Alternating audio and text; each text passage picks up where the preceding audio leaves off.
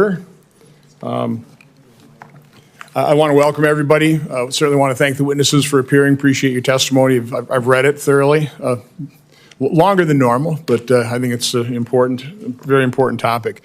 I'll tell you just right up front what prompted this hearing as our first hearing. It was the CBO release of the first three-quarter spending in Medicaid. And the result is year over year, we're at $49 billion, which is a 10% increase over what we spent in fiscal year 2025. Now, again, I'd like to be as cooperative as possible, but one of the reasons I want to hold the hearing is I wanted to counter the false accusations that Republicans cut and slashed Medicaid to the bone. It's simply not true. So just a real quick history of Medicaid, passed in 1965. There were four designated groups of people that qualified to aid for families to dependent children qualified, aid to the elderly, aid to the blind, aid to the permanently and totally disabled. States could optionally cover people medically needed who had income levels above the threshold set, and also children less than 21 that weren't on AFDC. And so that was the core group of people that Medicaid was initially designed to cover. Now, through the 90s and a little bit again in early 2000s, eligibility continued to expand, as did enrollment, as did the dollars and cents. We're going to have a little bit of dueling charts here. I think the committee should get used to my using of charts. But let's, again, the problem-solving process always begins with you have to admit you have a problem. Now, my guess is we have two definitions of the problem on each side of the dais here. Personally, I think Medicaid spending is out of control, and I will kind of prove that case. My guess on the other side of the dais, we're probably not spending enough. But anyways, set that aside. The next step is you have to define the problem. You have to agree on common facts. And what I'd like today's hearing to be about is laying out the basic facts we can all agree on.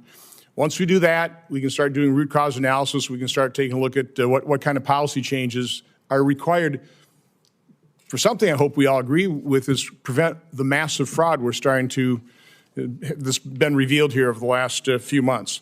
But let's start with I'll call this a PowerPoint presentation. Everybody at their seat has the final chart of this buildup, but it starts with this chart, which just shows spending from 1990 to 1998. Now, again, this is 33 years into the program. We are spending less than $100 billion. And there's about 32 million people enrolled, which is around 12% of the population. Next chart. Now, I've been talking an awful lot about different budget baselines. You know, take what actual expenditures, increase them by population inflation growth is just a reasonable baseline control over, what should we be spending. Had we done that to 1998 spending under Clinton, this year, last year, 2025, we'd be spending $248 billion. Okay, next chart. This shows actual spending. Then on top of that, those projections, not really projections, but again, the baseline, through 2014, the first year that Obamacare kicked in and Medicaid expansion kicked in. We were growing under the Bush administration, slightly higher than that population growth and inflation. Under the Obama administration, those expenditures increased pretty significantly and above and beyond that. And of course, 2014, it really took off. Next chart. This is what we'd be spending if we took the 2014 spending, again, which is already first year into Medicaid expansion, and just increased that by population and inflation. We'd be spending $441 billion in fiscal year 2025. Next chart. This shows, again, actual spending on top of that inflation and population growth from 2014 through 2019, the year before the pandemic. Again, we're running ahead of that baseline. Next chart. So let's say you take 2019 spending, increase that by population inflation. This year, 2025, we'd be spending $536 billion. Final chart, it's one in front of you. We're actually spending $668 billion. So again, that's just the financial facts. Instead of spending $248 billion under a Clinton 1998 baseline, or $441 billion under a Obama after Medicaid expansion was already instituted of $441, or $536 from the pre-pandemic baseline, we're spending $668 billion. I just think that indicates a program out of control. You combine that with the fact that now we have the Nick Shirley videos of the outrageous fraud uncovered in Minnesota with child leering centers and autism centers and transportation. I mean, all these things are defrauding Medicaid. And the problem with that is when you're spending billions of dollars on fraud, those are billions of dollars that can't be spent on the people who actually need it. And I think we'll hear from witnesses today, too, that a lot of the Medicaid expansion, let me back up. Medicaid was initially established as a federal match to a state-administered program. You know, where the states have a significant amount of skin in the game. Currently, for every dollar the states spend on a disabled child, they get about $1.33 in benefits from the federal government. Obamacare changed that for single, working-age, able-bodied, childless adults. And for every dollar the state spends on that category of individuals, again, not disabled child, not blind, not elderly, states get $9 in funding. I mean, we'll talk about it, but it makes no sense. I would say a lot of that has fueled some of the fraud. There's just no incentive for states to really be checking eligibility or really be investigating fraud. So we'll talk about that. But anyway, huge disparity in terms of the dollars spent. We've seen now the fraud. You know, we talked about, and this is generally Medicare, but 400 hospice centers in Los Angeles. A third of all hospice centers apparently were in L.A. Dr. So I have to say, I'm really impressed with Senator Johnson recently.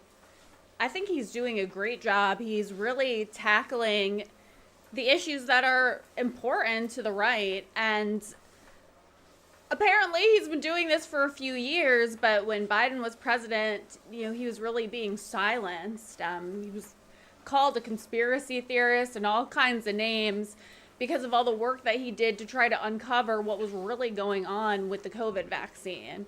But I'm really impressed with him. I know some people don't like him. I know he's, you know, totally in favor of insider trading, which, let's be real, most of Congress is. But for the most part, he really takes his time and does a really good job uncovering stuff. But he should be just a little bit more proactive. I wish that some of our congressmen and senators were just a little bit more proactive with certain things, but I'll give him credit. He definitely tackles issues that most senators or congressmen would not. So I think he does a good job. Again, I'm pretty impressed with him lately. I was defunded 400 of them, not one of them complained. So again, I hope we can get bipartisan agreement that we need to figure out how to eliminate this fraud. I can't tell you how much it is. We don't do a very good job tracking it. We don't have the controls in place. We designed these programs to really be out of control, which is what we've got. Final charts just talk about the enrollment. You can see it has skyrocketed. It has different points in time when it's done it through the 90s, early 2000s, but it really skyrocketed after Obamacare and Medicaid expansion. And I think the last chart you also have in front of you. This is a similar type of depiction as I've done in the other baselines. If you took the 1998 enrollment, increased it only by population, we'd be looking at about 40 million people on Medicaid. It'd be about 12% of our population. If you just take, again, 2014 after Medicaid expansion, so you've already had 1 year of Medicaid expansion, you'd be at about 70 million, about 20% of our population. But in fact, we're at about 88.2, which is over a quarter of our population is on Medicaid. Again, I don't think Medicaid was ever designed to cover 25% of our population, but that's where we are today. So again, these are just the basic facts. If we're going to solve a problem, again, I would hope on a bipartisan basis, we'd like to at least eliminate the fraud in the program. Make sure the dollars we spend are going to the people who are truly need it. We all want to provide that kind of help. we can hopefully eliminate the fraud. But again, these are just the numbers that indicate something's amiss here that needs to be addressed. With that, I'll turn it over to Senator Merkley. Thank you very much, Mr. Chairman. And we're bringing different perspectives to bear, and that's the beauty of having hearings and debate. And the perspective that many Democrats are bringing to this, and probably a few Republicans as well, is that prior to 2009, we had a tremendous uninsured population in America, both because essentially there were a lot of holes in the Medicaid program as to who was covered, and then there was a gap above the income qualification for Medicaid where people still couldn't afford insurance unless insurance came through their company. And then you had folks above that who couldn't afford the insurance either. So essentially we did two things. We said, let's expand Medicaid, fill in the holes, address the still low, less affluent population above it, and let's create tax credits to help people buy private insurance in a marketplace.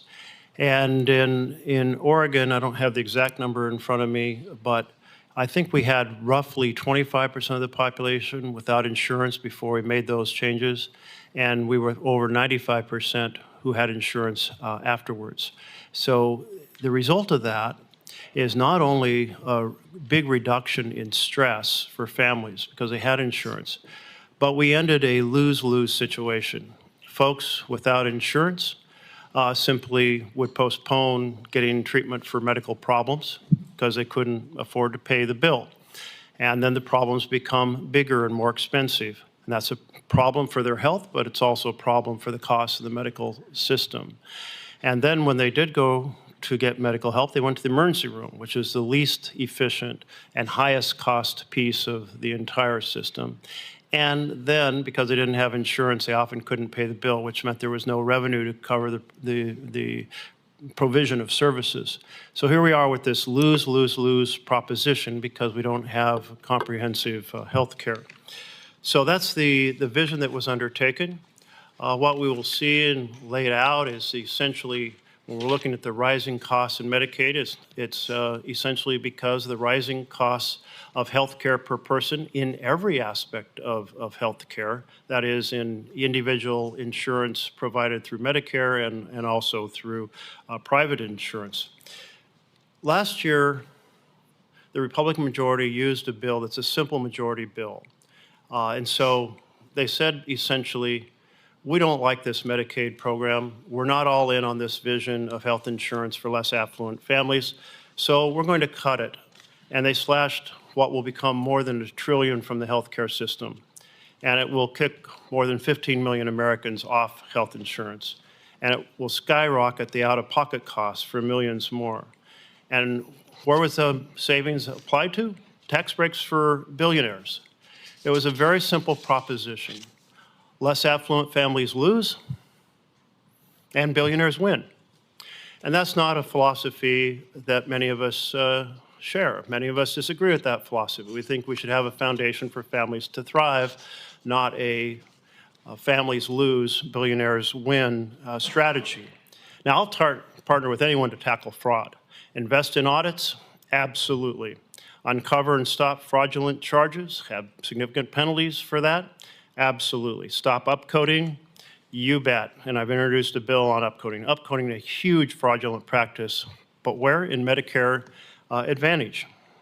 But deliberately reducing health insurance coverage for less affluent families, that's not tackling fraud. That's simply destroying health care for less affluent families. It's back to... Sorry guys, I'm having some tech issues tonight. But anyways, like, this is a load of crap. I just want you to know that. I have been in the insurance space since 2015, and what he's saying is just not true. When they say that Republicans took away your health care, that's not true. That's not true whatsoever. And I always bring this up when we hear this because it's just not true.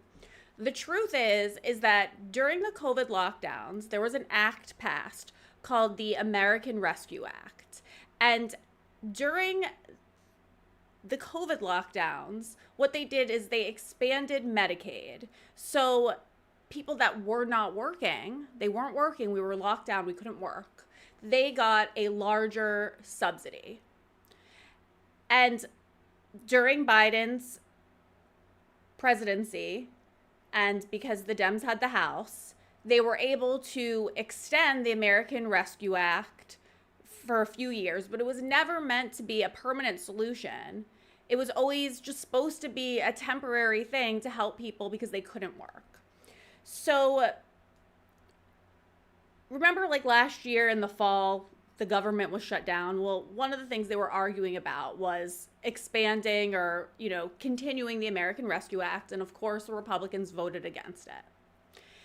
So when they say, your health care was taken away, that's just simply not true. Anybody can go on the marketplace and they can purchase a plan. Anybody can if it's during open enrollment or they have a special enrollment. What happened was the, major subsidies that people were getting were either reduced or taken away. But that's not what the problem is. And this is where, people really need to understand. The problem isn't that we're not subsidizing people. That's not the problem. The problem is insurance is so extremely expensive that it's not affordable for the average American unless they're getting this huge subsidy. So the Democrats' answer to that is to just throw more money at the problem, to just, keep using our taxpayer money to subsidize people for these, frankly, egregious premiums. And that's not the solution. And the whole thing that's so ridiculous, in my opinion, is, and this guy hasn't done this yet, but a lot of Democrats will go on this tangent that Trump and the Republicans are just trying to cut taxes for the wealthy and take away health care for the poor. But actually, what the Democrats are doing is taking your tax money and giving it to billionaire and trillionaire companies like United Healthcare and Blue Cross Blue Shield and Better and all those major insurance companies that your taxpayer money is subsidizing. So that's not solving any problem, because the thing is that because the government has subsidized these plans, they've gotten more expensive. The deductibles are larger. The max out of pocket for a family right now is like over $21,000. So that doesn't solve any problems. If they really want to solve healthcare, the states need to go back to the drawing board with these plans that they're approving. There's no reason for health insurance premiums to be six figures for a family of six. And I say that because I have clients that here in Florida, they make $120,000, $150,000 a year. They qualify for a subsidy. They're a family of six in their 40s with 4 kids. And for me to put them on a Blue Cross Blue Shield of Florida plan, the premiums were going to be close to $9,000 a month.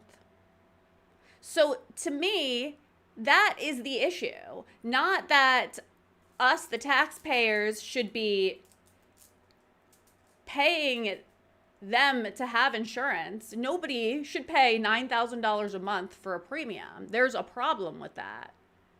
And let's be real, guys.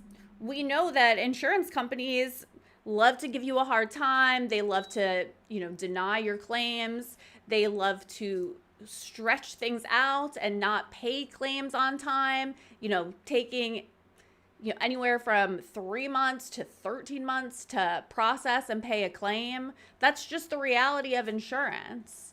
So the problem, in my opinion, really lies within the states, because insurance is regulated by the state, number one, but also with these plans that our state insurance boards are allowing to come to market. I think it is extremely egregious that an insurance company would charge somebody over 6 figures a year just in premiums alone. Where we were in a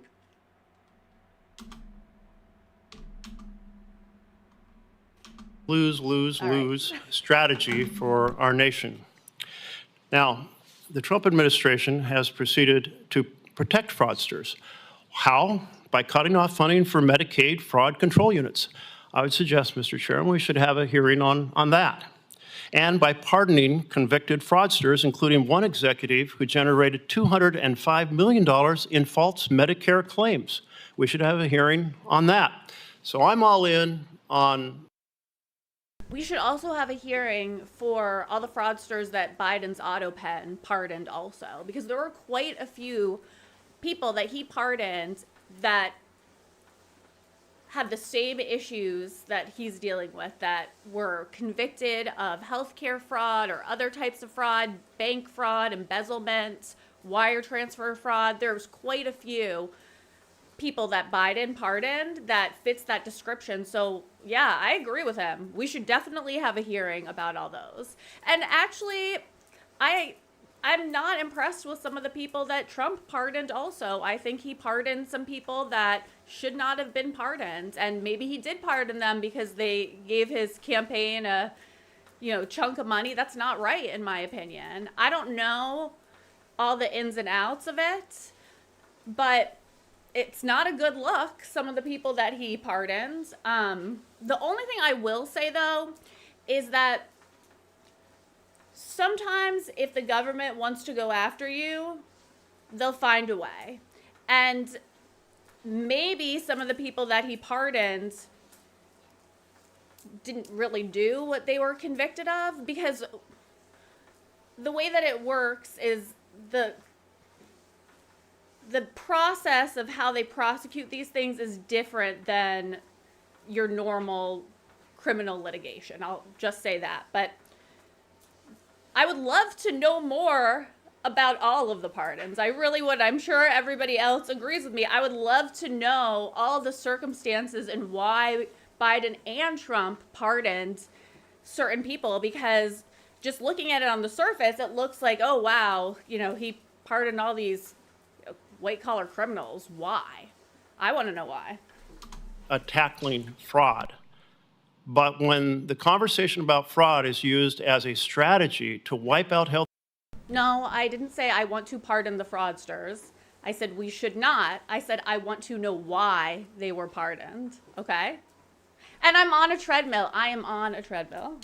Insurance for families and recreate a lose-lose-lose foundation in America. That I'm not all in. The vision of the red carpet for the rich and red tape for the poor is a bad vision for America. But remember, guys, this is the irony of it all. He's telling you that the Republicans are getting rid of health care and hurting the poor. But really what he's doing is taking taxpayer money and giving it back to these major insurance companies. They're billion and trillion making companies, and their boards make a lot of money, like salaries, in the tens of millions, if not more, with stock options and whatever. Like that's what blows my mind about all of this. Like, let's just be honest. And the thing is, and the thing that drives me nuts, is that health insurance and just insurance in general lobbies, they're paying off both sides. Like, if you look at like Open Secret, and I mean, it's public knowledge who funds whose campaign. Because I did look this up in my state when I was having issues getting my homeowner's insurance to kick in. And, the company we had, they were donating to DeSantis, to our CFO of Florida, to senators, congressmen, both state and federal, on both sides of the aisle. So, it's kind of hard to ask your politicians to help with anything when, they're heavily subsidized by these big insurance companies. We've already wiped out under what Trump called the big beautiful bill, and we called the big ugly betrayal, health care for 2 million children and 8 million people. And certainly the 2 million children who have been booted off Medicaid or the Children's Health Insurance Program, CHIP, they weren't committing health care fraud.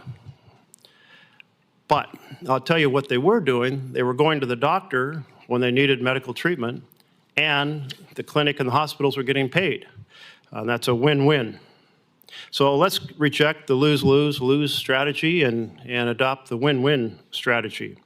Without health insurance, people will delay getting care, develop more serious health issues, be more expensive to treat, go to the most expensive part of the emergency room, provide less revenue to our clinics and hospitals. And when revenue drops, hospitals and clinics close, reducing care for the entire community, regardless of what type of insurance you have. So proceeding to, well, take away health insurance for the less affluent actually has a profound impact on everyone's ability to have health care treatment. And you know where it's really scary? Rural America. If you wipe out the flow of revenue for a clinic or hospital in urban America, well, there's another clinic or hospital nearby. But when you do it in a rural area and the next clinic or hospital is 70 miles away or 100 miles away, that's certainly out west, that's not uncommon at all, then you're having a profound impact on the health of the entire community. If you have a health attack or that is a heart attack or a stroke, you don't have time to drive 100 miles to see a doctor, get to a hospital, get to an emergency room. As of April of this year, 216 hospitals and clinics have already closed due to the provisions in the Big Beautiful Bill last year or dramatically reduced services. More than 1,000 hospitals, clinics, and nursing homes are at risk of closing or cutting services because of the cuts to Medicaid. And here's more bad news. There's even more devastating cuts coming in 2027, cynically scheduled to kick in after this November's election. An independent analysis by the nonpartisan Congressional Budget Office shows that this law will end coverage for 7.5 million Medicaid enrollees by creating a thicket of red tape, burdensome reporting requirements, and extra costs, like the $35 copays for Americans who are already struggling to afford the cost of gas and groceries. It's just wrong. Let's recognize that these cuts hit rural America the hardest. My state of Oregon is a big rural state. In rural Malheur County in southeast Oregon, 52% of residents are covered by Medicaid. And if you compare the number of children in rural Oregon who are dependent on Medicaid, the Oregon Health Plan, compared to the rural, it's much higher in the rural areas. Compare that to folks in Washington County, just west of Portland, where only 25% of residents, instead of 52%, are covered by the Oregon Health Plan. That is our version of Medicaid. So again, it really attacks rural Americans. Now let's look at the numbers, and I share an affection with the chair of using numbers. Don't you guys think it's a Let's problem put up that so many the first people chart. are on Medicaid spending so many people has can't grown afford slower health insurance? than overall That U.S. seems health to spending. be the problem. And you can see it from this chart. The blue line is much flatter than the red line. It's as simple as that. Since 2007, all health care spending has gone up, but Medicaid spending has gone up at a much lower rate. And now let's look at a forecast going forward. CMS forecasts that this year the per-person cost of private insurance will increase more than the per-person costs of Medicaid. Not to mention that Medicaid makes up just 18% of national health spending. Between 2000 and 2023, while Medicaid's enrollment roughly doubled, Medicaid's share of national health spending ticked up just 3 percentage points. 3 percentage points from 16% to 19%. So the problem isn't Medicaid, it's our overall healthcare system driving up costs across the board. You see it in private insurance, you see it in Medicare, and yes, you see it in Medicaid as well, but you see it going up more slowly in Medicaid than in these other arenas. CBO has found that every additional dollar we spend on children's Medicaid coverage today reduces federal deficits by roughly $2 in the future. Why is that? Because healthier kids grow into healthier adults, reducing their demand on the healthcare system while increasing their contributions and taxes. Well, we're creating a better foundation for children to thrive by making sure that they have insurance. That's critical to my state of Oregon, where nearly 60% of their kids get their health care through Medicaid or CHIP, Children's Health Insurance Program.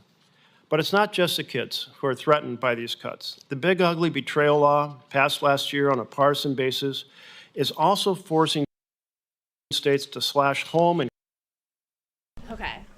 So, community-based services for. okay. Hopefully the tech issues are gone. Knock on wood. Okay.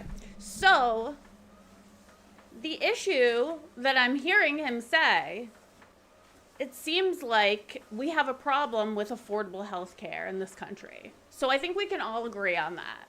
Healthcare in America is really expensive. It's unaffordable. It's unaffordable whether you have insurance or not, for the most part. It's unaffordable. And to hear that so many people are on Medicaid, that's a little bit shocking. There's a problem. It's like a deep-rooted problem that we really need to address as a country. But again, and this is what the Dems and Republicans like fight over all the time, and it's kind of ridiculous. Just giving more money, just throwing money at the problem. And that benefits nobody except for the insurance companies. And it benefits our senators and our congressmen because, as we know, they are getting a lot of money from insurance companies and lobbyists. So you just need to think about that when you're listening to these people talk, because they really don't care about us. They don't really want to solve the problem. And I'm surprised. I don't want to say shocked, but I'm surprised that nobody on either aisle has even attempted to try to fix what's going on with healthcare in America. Nobody has any alternatives to Obamacare right now. I think, Trump was asked a year ago or something, and his response was like he has an idea. But nobody has come up with like a solution. Like, nothing. Nothing. It's really wild to me. It's an issue, guys. I'm sure everybody agrees with me. It's a major issue. Healthcare costs are crazy in this country. And they want to have like this hybrid system of state funding plus privatization. But it just doesn't work. It doesn't work at all, really. And I think that's really where the problem lies. Either you have state or federal funded health insurance, or you have private. But them trying to make this work like a hybrid of private and public, it's really not working. And it gets worse every year, because I've seen it get worse since 2015 when I started working in insurance. And the reason I got into that industry is because myself had so many issues trying to get a health insurance policy after leaving a job, and I was pregnant at the time, and it was so difficult to navigate the Obamacare ACA marketplace. I thought to myself, wow, like if I'm dealing with this, I bet a lot of people are having the same issues. And I went into the insurance industry to, try to help other people navigate it. But it's a lot. It's a nightmare. It really is. And I just feel bad for us as Americans. Like, we have really bad health care, and there's no solutions for us. Nobody's giving any solutions. Seniors and people with disability. Here's how it's affecting real people. In Minnesota, an autism therapy provider had to sell her cattle herd and lay off staff just to afford keep serving children who have nowhere else to turn. In California, because of in-home support services, a mother has been able to take care of her disabled son instead of having to work an additional job. And as she said, and I quote, "Without this, people become homeless. They lose their income, they lose their stability. Whatever tiny safety net they had is gone. It's just cruel." And of course, I think everyone is familiar that we're the only developed country where people are still going bankrupt because of the costs of health care. We have failed to provide the same firm foundation provided in every other developed country. In Oregon, one of my constituents wrote to me about her two 40-year-old sons with disabilities who, since they were 18, have lived in group homes and attended day programs Her plea to us was simple. Don't force families like hers back towards institutionalization by cutting Medicaid funding for these programs. And institutionalization is always more expensive. In her words, it would be insane, inhumane, and a crime against humanity. Insane is right. This isn't about fraud. If it was, this hearing would be about the president pardoning convicted fraudsters, encouraging fraud, and cutting funding for Medicaid fraud control units. This hearing is about the red carpet for the rich and red tape for the poor. Health care is a right for all, not a privilege for the wealthy. Let's reject the strategy of families lose and billionaires win and replace it with a strategy of a foundation for every family to thrive, and that includes health insurance. Thanks, Senator Merkley. You might have missed the fact that we provided $50 billion for a rural health care fund in the reconciliation bill. And I'll just remind everybody, Medicaid spending is up 10% this year. I don't think there's any projection that shows Medicaid spending being cut or declining at all. So it's just going through the roof.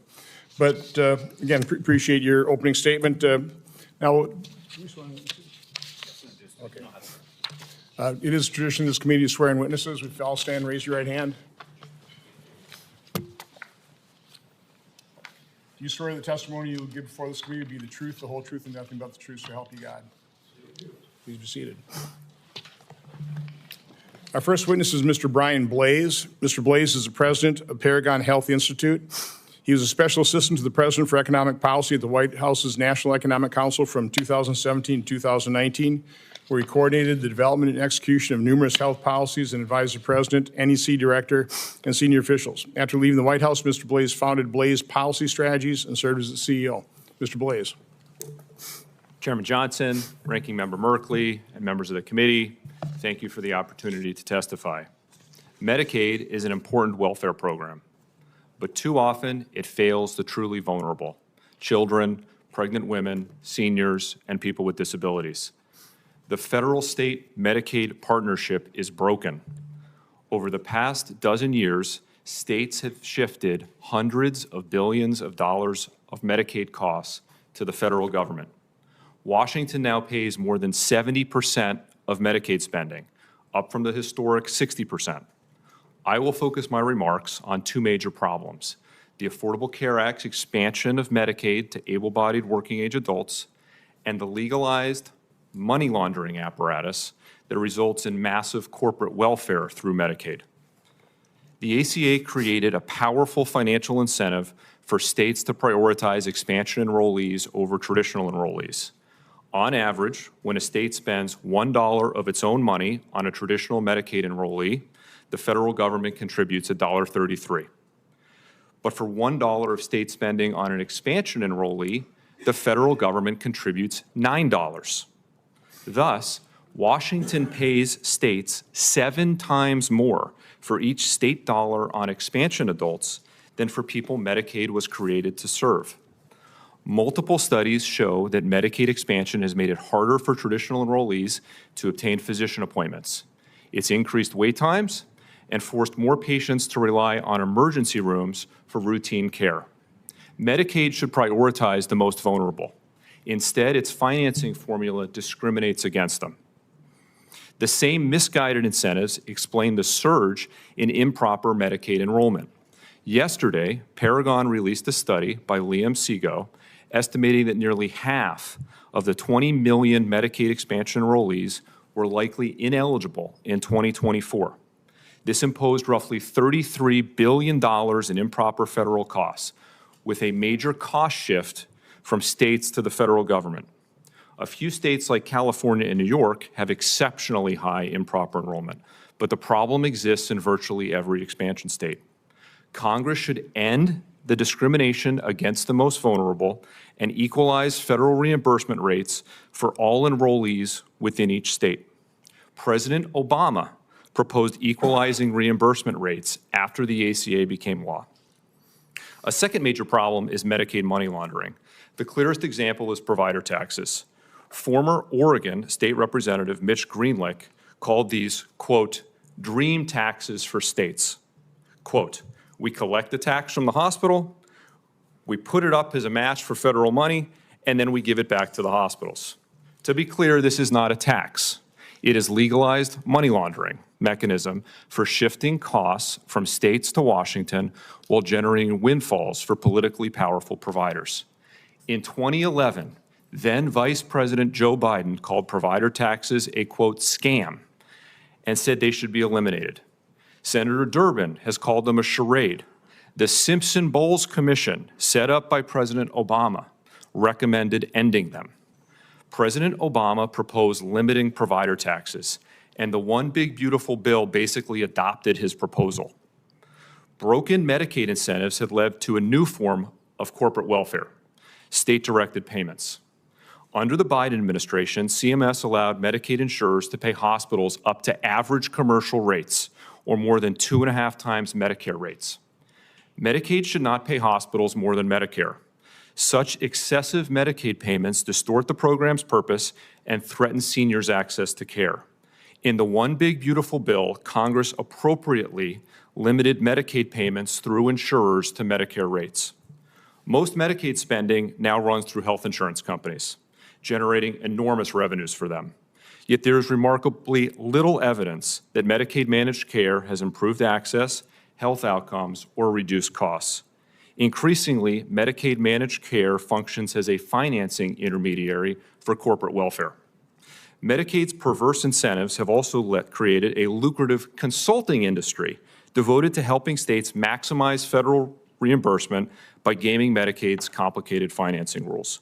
This does not improve patient care. Medicaid is an essential program, but Congress must improve the core incentives. Reward states for serving the most vulnerable, not for maximizing federal reimbursement. End the financial discrimination against the most vulnerable. Eliminate the Medicaid money laundering schemes and root out corporate welfare. Those reforms will help return the balance to the federal-state Medicaid partnership and improve Medicaid for America's most vulnerable citizens. So that's really interesting. I had no idea about this Medicaid tax. I definitely am going to do some research into that. That seems like something we should all know about. First of all, I just want to shout out a couple of people in the chat. Joey, or Joe G and Joey. Hi, guys. Thanks so much for being here. And I want to shout out S. McLean. She shared with us that she actually was diagnosed with cancer. She had, health insurance at the time. They wanted to do all these treatments on her and they would have covered it, but she elected not to go through with the treatments. And she actually was able to cure her cancer with naturopathic treatments. And she shared with us that she's used B vitamins, turmeric, astaxanthin, I'm probably saying that wrong, saffron, krill oil, acai tea, castor oil packs, rebounding, which is jumping on the trampoline, a carnivore diet. Funny thing with the carnivore diet, one of the agents on my insurance team, her name's Denise, she's out of Texas, her brother is Dr. Sean Baker that wrote the carnivore diet, and I've talked with him a bunch of times online. He's really nice. And I had somebody close to me get diagnosed with cancer, and hands down, he recommended that she do that carnivore diet also. And he says that he has a bunch of testimonials from people that have cured. I mean, I guess you can't say that. I'm not a medical professional, so don't take my advice, disclaimer, but people have shared that by eliminating sugar, processed food, just eating a meat diet or a carnivore diet, that they feel that it helped them cure cancer. S. McLean also shared with us that she does red light and grounding. Grounding, I think, is something that's really underrated. Basically, grounding is putting your feet, your bare feet, on the ground, being in nature. Gosh, and I wish that these were things that they talked about during COVID, because I feel like this would have helped a lot of people dealing with COVID. Grounding, sitting outside, getting vitamin D, red light therapy, certain vitamins. But, we're told that that's quackery. That's alternative medicine. Dr. Sean Baker's sister had shared with me that, he was a prestigious doctor in Texas. I think he was in orthopedic surgery, and I think he may have even been like the head of a department at a hospital or something. But when he started writing this book and talking about your diet affecting your body, he got shunned. Like, people shunned him from the medical community. And there are still some people that do not agree with him and just think that he's a quack for insinuating that your diet could help eliminate certain diseases, which I just find that very comical that this is, our Western Rockefeller medicine, that we've been told that diet has nothing to do with our health, and, plants and herbs and food can't help us whatsoever. That's a quackery, that only petroleum-based prescription medication is real medicine. And so I could go on about this, but let's keep on going, because this should be an interesting hearing. Mr. Blaze, our next witness will be Mr. Jonathan Ingram. Mr. Ingram is the Vice President of Policy and Research at the Foundation for Government Accountability. Prior to joining FGA, Jonathan served as Director of Health Policy and Pension Reform at the Illinois Policy Institute and is Editor-in-Chief of the Journal of Legal Medicine. He holds a Bachelor of Science in History and English, an Executive Master of Business Administration, and a Juris Doctor. Mr. Ingram. Chairman Johnson, Ranking Member Merkley, and members of the committee. Jonathan Ingram, Vice President of Policy and Research at the Foundation for Government Accountability. Criminals steal billions from Medicaid every year. Last summer, prosecutors charged a Russia-led crime syndicate that stole the identities of more than 1 million Americans and then billed Medicare and Medicaid more than $10 billion.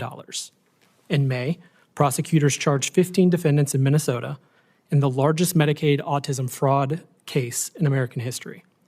In Ohio, fraudsters built networks of shell home health companies, billed Medicaid for care that they never delivered, and then posted videos of themselves drinking champagne on private jets.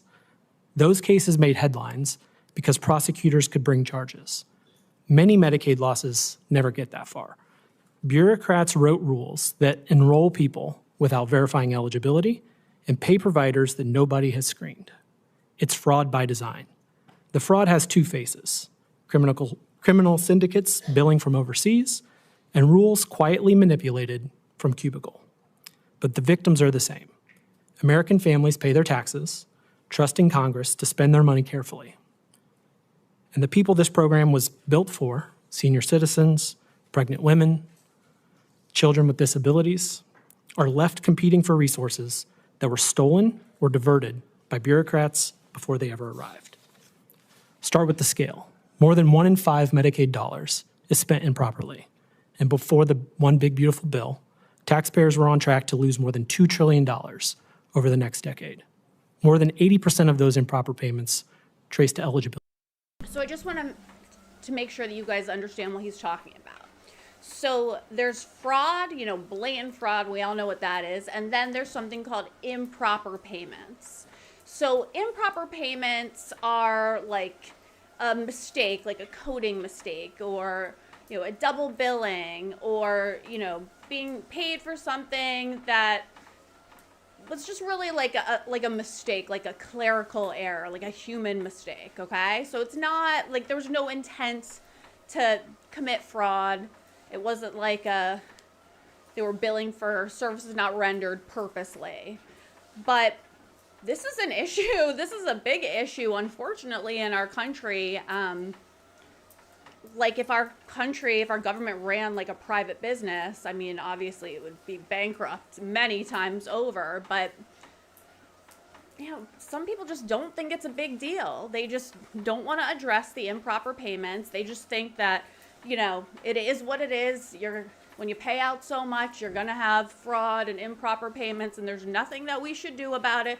We should just put more money into Medicaid and just keep on paying insurance companies. That's the answer that the left likes to give us. But I don't think that's acceptable. I think that we need to do everything possible to reduce improper payments. There's no reason for it. Yeah, okay, maybe a little bit. You're going to have some human error. That's fine. But this is like in the trillions. That's a lot. Like they can definitely do better, especially when our government expects us, the U.S. taxpayer, to do our own taxes and be exact. And God forbid, we're off a little bit, we're going to get audited or we're going to get fined. Like, just think about that. I have clients that a few years back, they signed up for Obamacare. They weren't my clients at that time, but they signed up for Obamacare and they own their own business. So they don't know like exactly how much money they're going to make from year to year because it's not salaried. They're business owners. And when you go on the marketplace, you have to put in your income. And I always say it's like a guesstimate. They want you to guess how much you think you're going to make for the next year. And for some people that own a business or a 1099 or in sales or commission only, sometimes that's really hard to predict. And the problem is you take that subsidy and you end up making more than you thought you were going to make, at the end of the year, you have to pay it back.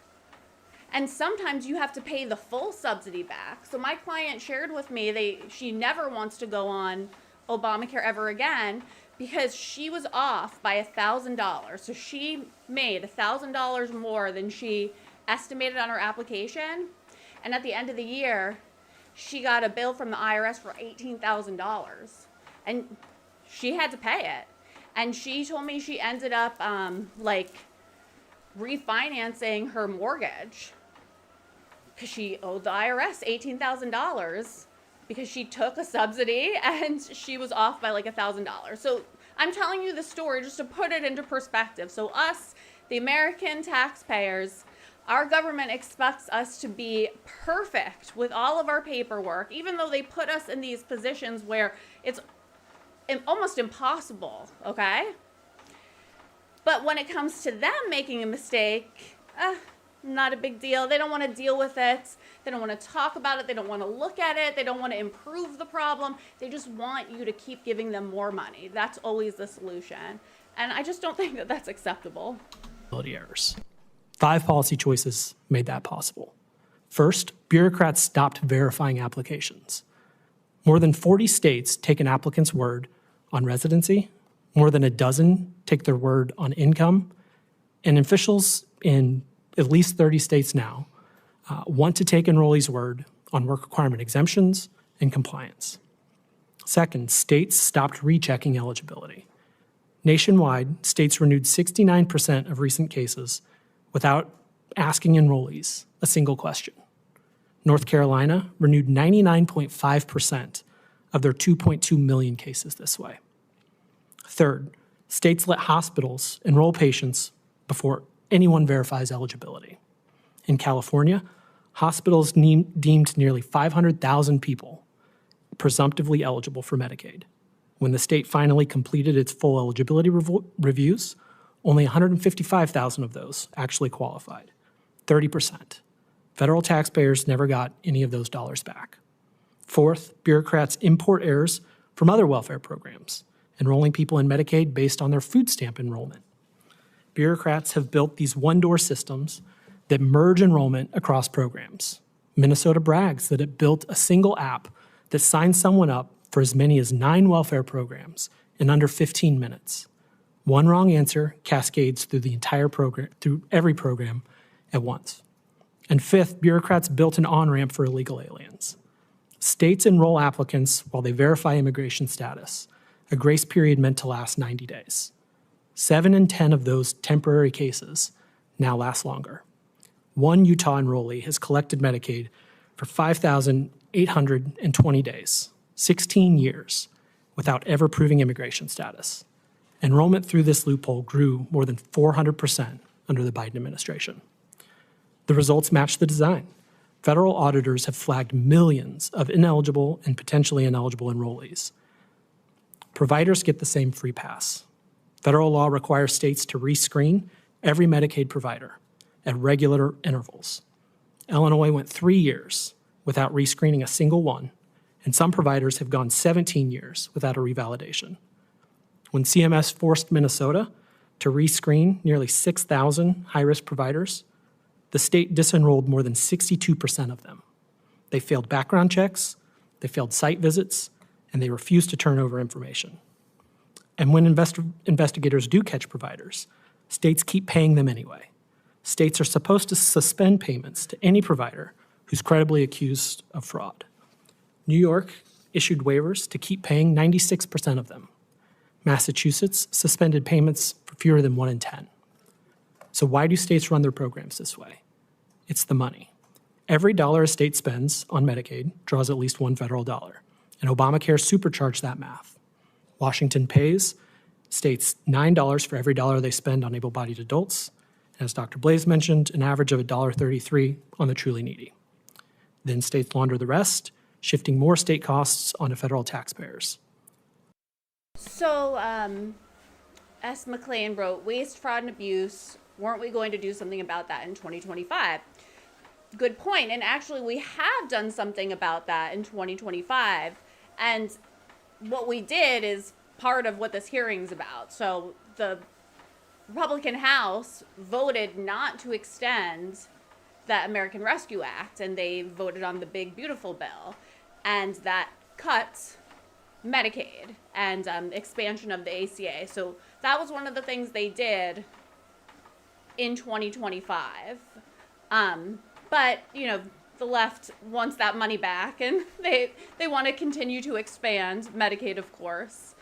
But my other issue, like, I understand what he's saying, and it makes sense. Okay, if you get accused of something, they should suspend your payments and blah, blah, blah. But there's another side to that, because the government doesn't do the greatest job of, like, their due diligence when they flag something. Because I've seen both sides of this working in the health insurance industry. Like, something that you wouldn't even think could flag it, and you could have an audit. So you may have done nothing wrong, and you're audited. I don't think that they should, like, freeze your payments. You know, you have a business to run. They shouldn't necessarily, like, freeze, like, a medical provider's funds because they need to do an audit. Do the audit, but the bigger issue is that they're not catching, like, egregious organized fraud. But I think the reason that they're not catching it is because maybe they're in on it. Maybe that really is the issue. I don't know. I really don't know. So bureaucrats treat federal dollars, Medicaid, as free stimulus. They treat stopping fraud as budgetary malpractice. Every dollar of fraud that they stop is $1 less of free federal money coming into the state. Many go further and game the match itself, misclassifying enrollees into Obamacare expansion to claim the higher rate. Bureaucrats designed this fraud over decades, but Congress can fix it. Require states to verify identity, income, immigration status before enrollment, not after. Require eligibility reviews and provider rescreening on schedules that states cannot ignore, and end the funding formula that pays states more to cover able-bodied adults than children with developmental disabilities. Thank you. Thank you, Mr. Ingram. Our final witness is Mr. Schneider. Mr. Schneider is a research professor of the Practice Center for Children and Families, McCourt School of Public Policy at Georgetown University. Most recently, he served under the Obama administration as a senior advisor at the Centers for Medicare and Medicaid Services, where he focused on program integrity issues in Medicaid. He is a graduate of Princeton University and the University of Pennsylvania Law School. Mr. Schneider.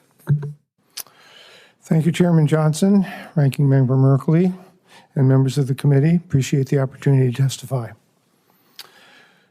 So let me tell you about CCF, the Center for Children and Families. It's an independent, nonpartisan policy and research center founded in 2005 with a mission to expand and improve high-quality, affordable health care coverage for America's children and families.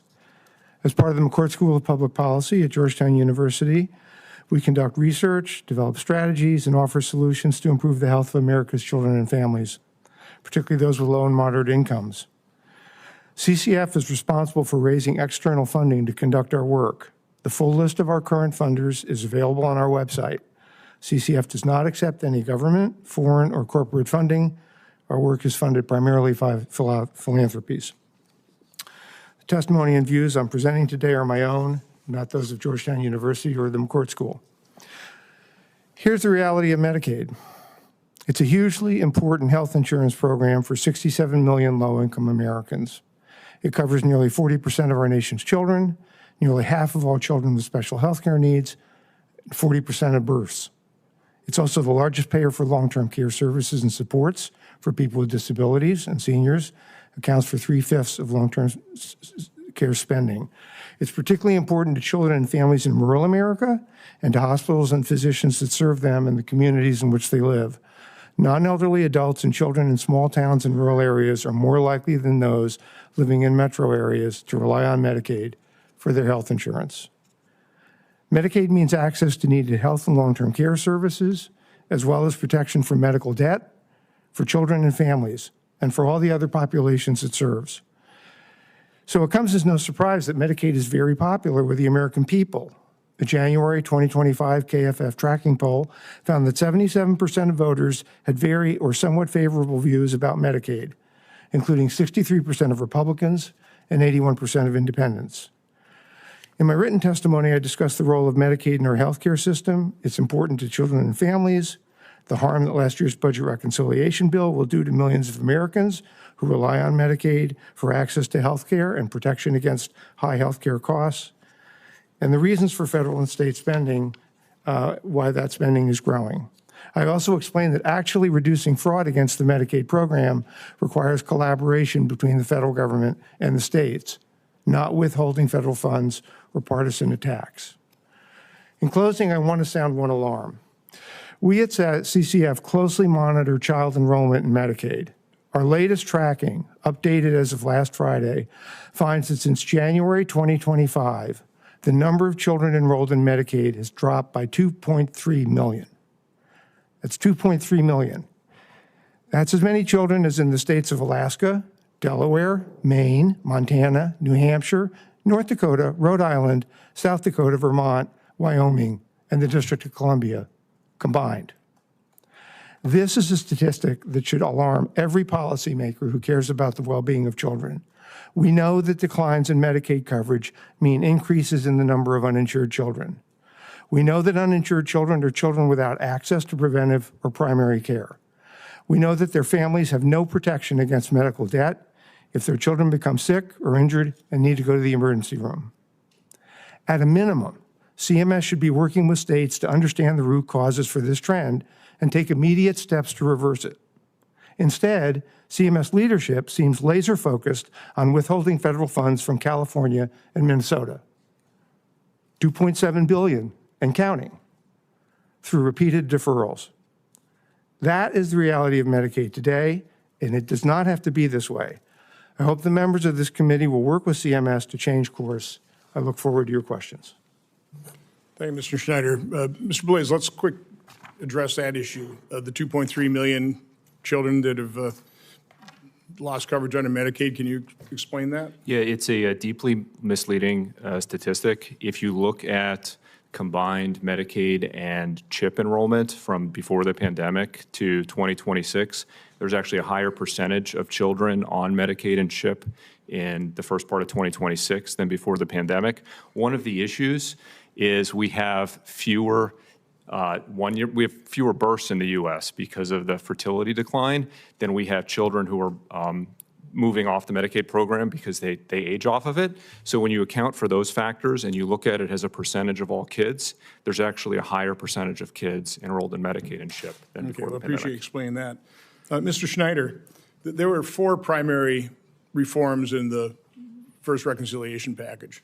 The first one was requiring states to redetermine eligibility every 6 months rather than years. Do you have a real problem with that? I mean, do you want people who are ineligible to be on these programs?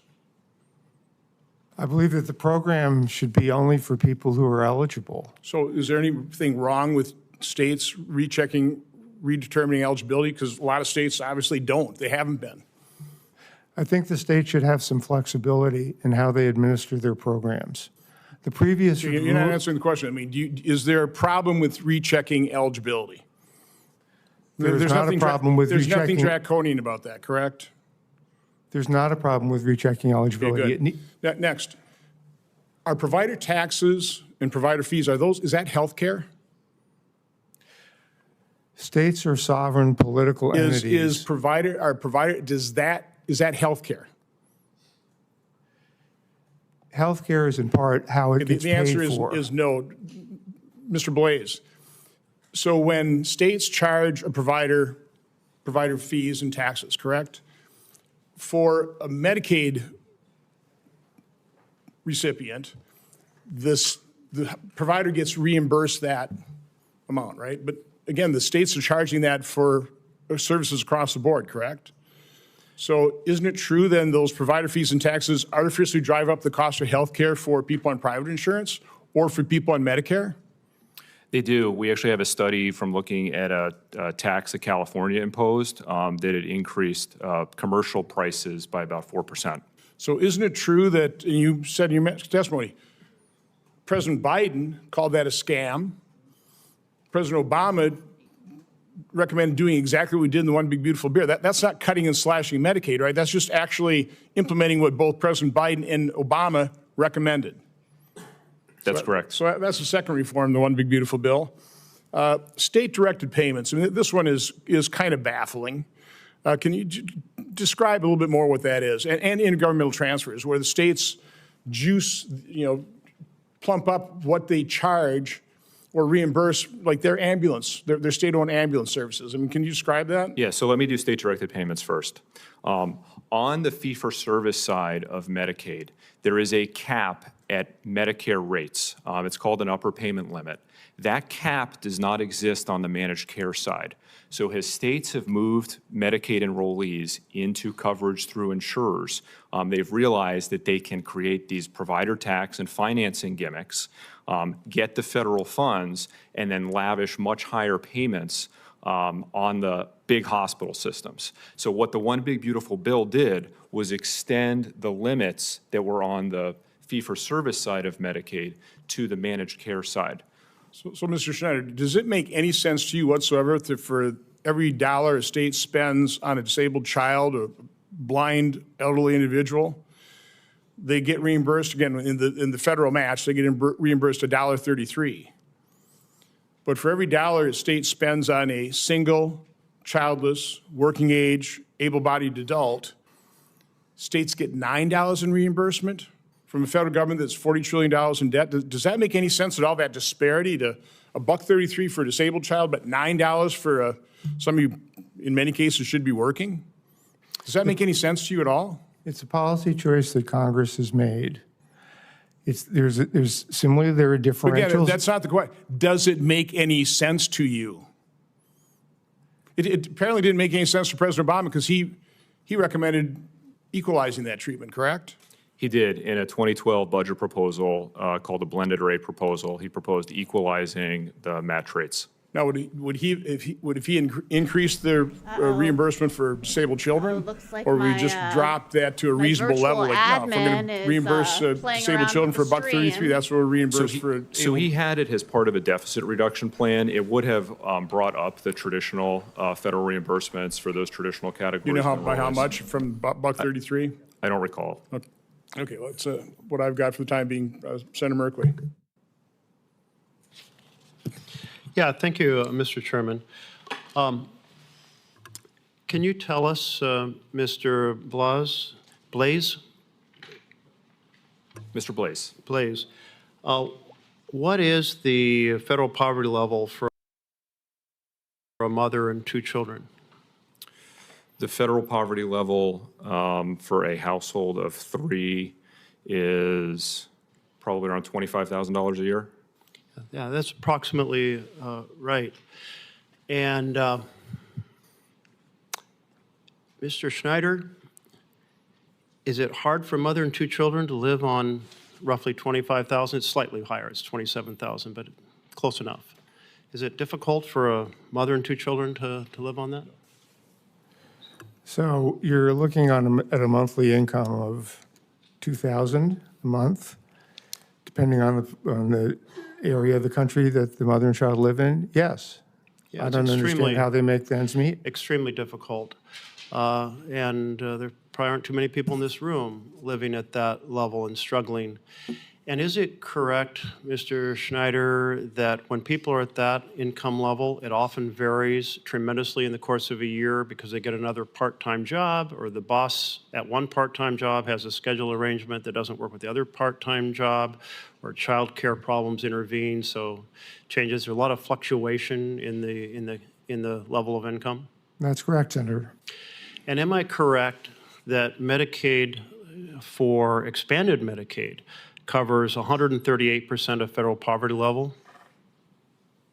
For, in states that have accepted the option That- for adults? Yes, and So that's 1.3 times roughly 27,000 or roughly $36,000. Still a very low income for a mother and two children. The point I'm making here is the chairman asked a question about reauthorizing the income level every 6 months. I will tell you, one of the enormous stress factors for very low income families is the refiling paperwork continuously, and the states have estimated that there's a massive overhead, and essentially people bump up, bump down with every little job fluctuation. And so I would say to my colleague, when you understand the challenge of less affluent families, certifying it every year might make sense. You get more often than that, and you're just catching the fluctuations and creating enormous anxiety of qualifying, not qualifying, qualifying, not qualifying, which doesn't serve low-income children or their families well. And I wanted to turn to this question of the impact on rural America. Is it correct, Mr. Schneider, that there are a lot more folks on Medicaid in rural America than in urban America? In terms of the percent of the population? yeah, in terms of the coverage, yes, yes. And am I correct that when you lose revenue at a rural clinic or hospital and it shuts down, that it affects everyone in the community because there isn't often another clinic or another hospital? That's correct, sir. And therefore, people might have to go a long distance to get health care. So they could have great health insurance, but their health care is still compromised? That's correct. Well, and I wanted to understand this question about children.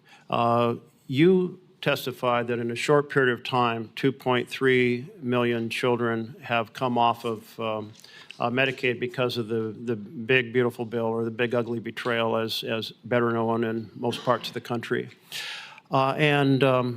And yet we heard testimony from someone else saying, oh, that's just an anomaly because children are graduating out of the program faster than they come into it because of low birth rates. Is it just an anomaly, or did that bill actually change the program in a fashion that is greatly reducing the number of children covered? So let's separate two things. We're looking, when we track child health enrollment, we are looking at current data from CMS plus what we can get from the state agencies, because there's a little data lag between what the states provide and what CMS has. So if you're just looking at the CMS data, between January 2025 and April 2026, the Medicaid child numbers, enrollment, went down from 30.1 million to 28.2 million. So that's a drop of almost 2 million. We say 2.3 million because we have some later data from some states. And Okay. that decline is very, very concerning. We don't know the reasons. We don't know the reasons, and we don't know how many of those 2.3 million are going to end up uninsured. But we're very concerned based on. So let me ask you guys, like, why is it such a big deal to be uninsured? Why is that a huge deal? I really want you to like answer me honestly, because this year I did see a big trend of people that were going uninsured because insurance premiums, like we've discussed, were outrageous. And a lot of people, number one, can't afford it. And two, there are a lot of people, especially like small business owners that I talk with, they don't want to afford it. They don't want to pay $2,000-$3,000 a month just in premiums alone. It's not worth it for somebody that's pretty healthy. A lot of my clients are small business owners, 1099s, work for themselves. They're not either they own the business and I help them get group insurance, or they work in a business where they don't offer insurance. So a lot of what I do is helping people find private insurance or alternatives, because like we talked about, like the Affordable Care Act is just, it's not affordable anymore. I mean, that name is a joke. It's completely the opposite. You're just not getting a very good value. So the trend that I'm seeing is either people are just going uninsured, or they come to me and they want like a catastrophic policy, like a true catastrophic policy. And what I mean by that is a plan with a pretty high deductible, and in some cases it doesn't cover anything until you meet the deductible. So they know going in, okay, they're gonna pay out of pocket for a doctor visit or urgent care. And then the other thing that I like to pair it with are like a supplemental rider. Like most of my clients have like an accident rider or a hospitalization rider. So let's say they get a plan that has a $10,000 deductible and nothing's covered until they meet the $10,000 deductible. What we do is we'll put a rider on that if they get into an accident, that rider is going to pay them $10,000 for that accident, and that will cover their deductible. And then once the deductible is met, everything else is covered. Or if they have to go into the hospital, the rider pays like a lump sum just for being admitted to the hospital, and then depending how many days they're in the hospital, it pays, a certain amount per day. So that's what I'm seeing. That's the trend I'm seeing that's pretty popular. Higher deductibles, really just catastrophic coverage. Or again, I've had many conversations with people that just don't want to go, they just don't want to be insured. The one thing that I'm also seeing, but again, this is really for somebody that's like on the healthier side, getting a life insurance policy, and there's only a couple of them in the industry, like a term life insurance policy for a couple $1 million, and it comes with an add-on that if you got diagnosed with a critical illness like cancer, heart attack, stroke, or let's say you did get into an accident or you become disabled or you get diagnosed with a terminal illness, it has what's called living benefits. So it will actually pay you like a lump sum of money if you were to get that diagnosis. I personally have a policy like that. My policy will pay me, I think, close to $1 million if I got diagnosed with cancer, heart attack, stroke, organ failure, something like that. It would pay me while I'm still alive. That way, my thought was, well, I don't want to go through chemo and any of the crazy cancer treatments that we do here in America. I would want to have a lump sum of money, so if I wanted to go to like another place in the world and do like an alternative medicine, I want to have that freedom. I don't want my insurance to dictate to me the treatment that I can get. So the point of all this is, why is it so shocking if people go without insurance? What would happen to you if you didn't have insurance? What's the worst that can happen to you? Okay, let's talk about it. So, and this is just what I've personally seen. I'm licensed in like over 45 states for insurance. So these are just stories I'm telling you that I've seen over the last decade. People that don't have insurance, they tell me they go to the hospital. I had one client, she went to the hospital. I think she had like gallstones and she was in a ton of pain. And basically they told her, okay, well, you don't have insurance. All we have to do legally is, treat you, keep you comfortable, but we're not doing a surgery or anything like that because it's not vital. We'll do the surgery for you, but you're going to need to pay us $50,000, or we're not doing the surgery because we know you're not going to pay it. So they told her, listen, we're going to let you go. Here's some painkillers. If it gets worse and we have to do an emergency surgery, okay, fine, come back and we'll do it. hospitals are not really supposed to turn you down if it's a true emergency. And the other thing also, but I've seen hospitals do this, they're not supposed to do what's called balance billing. So let's say you have an HMO plan, and with an HMO plan, you have to stay in network or you're not covered, unless it is an emergency. And if you have an emergency, you're supposed to be allowed to go to any hospital. They have to treat you and they have to accept your insurance. And what balance billing is when the hospital sends the bill to insurance, discounts it, pays them, the agreed upon amount, but then the hospital turns around and then bills you for the excess. That is illegal in some states, I think most states, if it's an emergency. But it's done. It's not uncommon. So just keep that in mind when you get a hospital bill. Also, too, hospital bills are historically and statistically incorrect. I want to say the statistic is 80% of hospital bills are incorrect. So anytime you get a hospital bill and you're like freaking out, don't freak out. Call the hospital billing, ask for the itemized bill. The itemized bill is super important. Like I said, statistically, 80% of hospital bills are incorrect. So you can look down and you can, negotiate with the billing department. Hey, I didn't have that done. Like, you charged me $100 for an Advil. I never took that. I never got that. Sometimes you can even get the bill wiped pretty significantly, but you have to go through like the extra steps. Okay.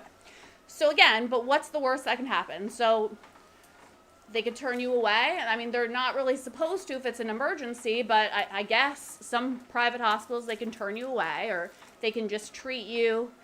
You're not getting like the best care. That's kind of scary. But like, what happens if you do go to the hospital and you don't have insurance and they treat you and you get like some crazy bill that you can't afford to pay? And let's say, you're too lazy and you don't want to call them, you don't care, like you're not paying anything, you're broke. What's the worst that can happen? They can take you to collections, can look bad on your credit report, depending on what state you're in, they can try to sue you or whatever. I don't know. It just depends on what state you're in. But in my opinion, there's like always a solution. There's always a solution because this is a complicated system. And these hospital systems do a lot of shady stuff. So I can understand why somebody would go without insurance. Especially if, let's say you had insurance and you're paying a lot of money, $thousands a month, and then you have a $5,000 or $10,000 deductible, a $21,000 max out of pocket. So you do go to the hospital, you have insurance, and then you have a bill for $20,000 after you already pay $1,000 a month. That would be really frustrating, right? Like, what are you paying for? Most people, well, I don't know, I don't want to say most people, but if you had to pay cash for a doctor's appointment, not the end of the world. It's not.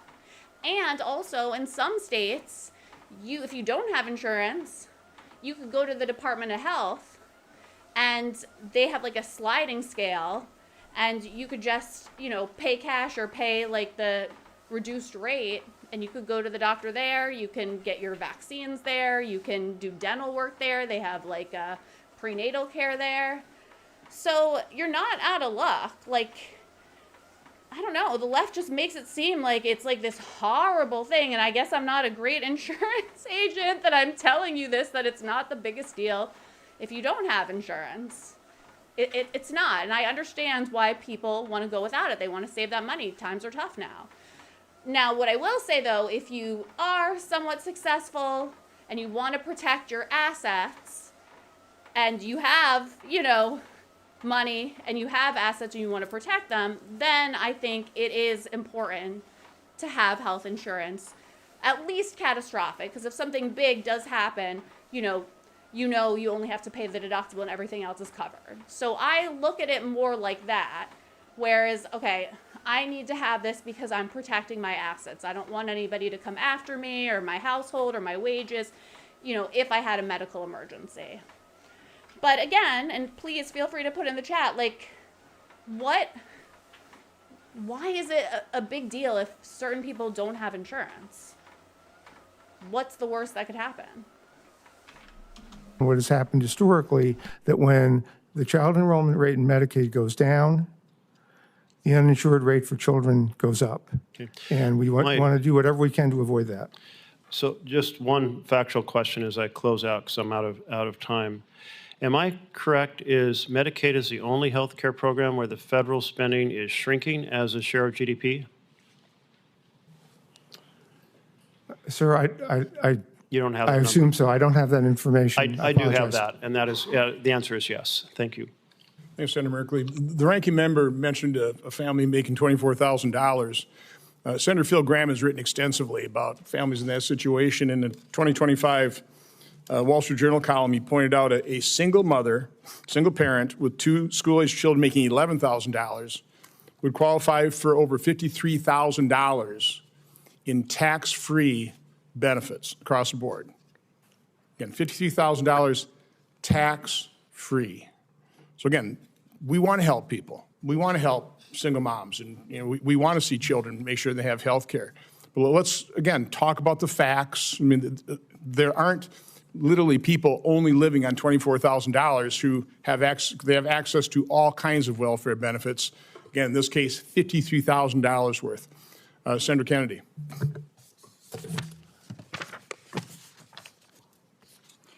We love Senator Dr. Kennedy Blaze. here. Before President Obama expanded Medicaid to include able-bodied working adults, traditional Medicaid covered the poor, pregnant women, people with disabilities. Is that correct? That's correct, Senator. And today, those people are still covered, are they not? Correct. And is it not the case that for those folks in traditional Medicaid, for every $1 that, this is an average, for every $1 that a state puts up, the federal government puts up $1.33. Does that sound about right? That's average across the country, Senator. All right, now President Obama, through Obamacare, extended Medicaid to able-bodied working adults. Is that correct? Correct. And on average, the federal government for those, I'll call them Obamacare, Medicaid expansion enrollees, for every $1 that the state puts up, the federal government puts up $9. Is that correct? That's correct. Okay. So if you're a governor, for traditional Medicaid, you can get $1.33.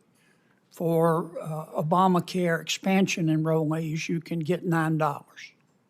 That's the math that they face. Right. Now, if you're a governor, you're going to try to get as many people on Medicaid through Obamacare expansion, are you not? That is the incentive that states have, Senator, yes. Do some governors cheat? There are definitely some states that have a massive problem of improper enrollment. So people who would be... Do some states cheat? Yes, Okay. many states cheat. Now, the states determine, in accordance with federal rules, who's eligible for Medicare. Is that for Medicaid? Is that the case? Yes. Okay. Now they have to do it in compliance with federal rules, right? There's the federal eligibility rules that the federal government does a very poor job of enforcing. Do all states follow the federal rules? No, they don't. Some of them cheat, don't they? Many of them cheat. Right?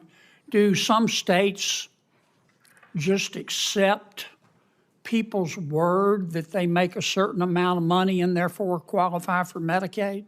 Yes, Senator. Do all states say, listen, we hear you and we're not saying you're lying, but we're going to cross-check your application with our state income tax records? Do all states do that? Not all states do that. Okay. If they did, they would find out that some people are lying, wouldn't they? They would. Now, what's your best guess as to how much per year this cheating costs the federal taxpayer? We released a report on this yesterday, Senator, and estimated that it's $33 billion. It was $33 billion in 2024. Okay. And that's $33 billion that is taken away from the people who really need Medicaid. Is that right? Yes. Okay. Has anybody gone to jail for doing this? Not to my knowledge. Don't you think we ought to start putting people in jail for cheating? I think that it's financial fraud against the federal government, yes. Sir, on the end, I'm sorry, I can't read your name. Sir, I'm sorry. Don't you think we ought to put people in jail for cheating? Senator, I do not believe states are cheating. You don't believe they're I cheating? do not believe All right. that. If they were cheating, what planet did you just parachute in from? Sir? Sir, You don't I've worked believe on states this. are I've cheating? worked on this program for a long time. But I'm be It's sure to not understand, perfect, you don't but believe states do you not don't cheat. believe states are cheating. I do Okay. not believe states are Do you cheating. believe in the tooth fairy? Sir? Do you believe in the Easter Bunny? Do you believe that Jimmy Hoffa died of natural causes? You're not answering. I do not believe states are cheating in their administration of the Medicaid program. Okay. I'm glad you have some water in front of you because your pants are on fire. I'm going to go back to Dr. Blaze. Tell me in the 13 seconds I have left, other than putting these people in jail, both the people who cheat and the bureaucrats who allow them to cheat, how else you would fix Medicaid? So the key problem with Medicaid is that the more states spend, the more money they get from the federal government. So to set the certain amount that states get, and all state spending on top of that comes from the state, that would be an ideal reform. But I'd say a first order reform is to end the discrimination against the most vulnerable. There shouldn't be the federal government incentivizing states with 7 times more money for the able-bodied than traditional enrollees. Sir, to the gentleman on the end, I don't mean to be rude to you, but if you really believe there's no cheating, you need to put down the bong. That's one of the most extraordinary statements I've ever heard a witness make. Okay. Thank you, Mr. Chairman. Yeah, we'll move on. While we're on the topic, I just want to quick ask Mr. Blaze, do all states comply with the federal government requirements to provide information to the federal government to audit their results? It's a very mixed bag. I think the information that states provide is often incomplete, and the federal government needs to do a better job of getting real-time spending information from states. Which states are the worst in terms of compliance? Well, in terms of improper enrollment in the No, I mean, ACA, just in terms of not providing federal government information that's required or requested. that I don't know the answer to, Okay. Senator. Senator Kane. Thank you, Mr. Chair, and thanks for holding this hearing. You know, this is an interesting one. There's that old parable about people with blindfolds on touching an elephant and all describing something different. And they're not necessarily inaccurate, but they're all describing something different. And I think there have been a number of charts that are probably accurate, and there have been a number of statements that are accurate. The 2 million decline of kids in a year and a half in Medicaid is an accurate number. I do believe some of that might be related to fertility. Some of that might be related to more aging out than being born. I doubt that equates to 2 million, but that's probably a factor we should get into. Here's the chart that I want to put up, and it's a chart of what's happening in Virginia. So I'm just going to spend my time talking about providers, and I bet some of you have a similar experience. Since the reconciliation bill passed, 12 hospitals or clinics in Virginia, and they're denominated in the red, they have closed, citing H.R. 1 as the reason. The Medicaid changes and H.R. 1 is the reason. And so these are the red dots on my map, and they include 3 primary care clinics and 6. So I know I'm probably going to be called an idiot or dumbass for this, but maybe that's a good thing. Maybe people are just healthier, so they're not going to the doctor and the hospital as much, right? Because regardless if they have Medicaid or insurance or not, if you have an emergency or you're sick, you're most likely going to go to the doctor, right? Or you're going to go to the hospital. If you have an accident and you break your leg, you're going to the emergency room, right? So is the real reason these places are shutting down because we got rid of improper and fraudulent Medicaid payments? That sounds a little bit fishy to me. What do you guys think? School-based clinics, and then 3 hospital units, a labor and delivery ward in one hospital, an observation. Come on, you can't tell me that seems weird. Women aren't having their babies like in the bathtub. They're still going to the hospital, whether they have Medicare, Medicaid or not.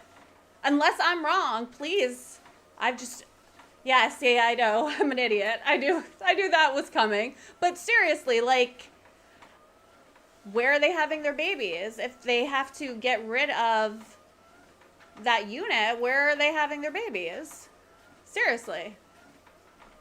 Ward in another hospital, and I think a mental health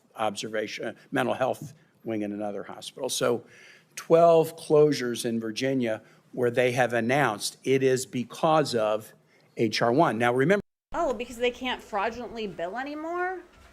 They have to cut the funding. They have to close down certain units, mental health. I don't think it's because they have less people that are mentally ill. I think maybe they didn't have those people that were actually mentally ill, but they were just gaming the system, like we know happens in certain states like Minnesota.